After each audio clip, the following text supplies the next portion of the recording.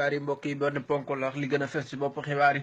koor du am ren léegi lañu ko xamle dogal bi wàcc na borom bi nee na koor gi fomm na ko ba déwén li waral nag ñu fomm koor gi kenn xamagu ko en tout cas jamono ji ñuy wax ak yéen ab conférence de presse ñu ngi koy amal ci yowmal xiyaam malaakal mawti mi yor seen kàddu dina si dikk ak ñun ci bopp xibaar yi dinañu si jël itam ki nga xam ne moom mooy général Bayen Badieng moom mi nga xam ne moo jiite woon coalition ànd wattu koor gi dinañu ko jël Xaadim Jëm mi ngi si ligne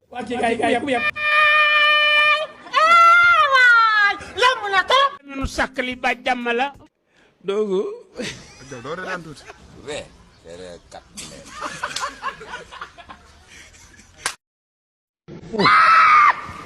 amatuma équilibre what's up nigga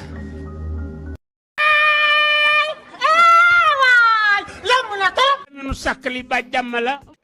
doogu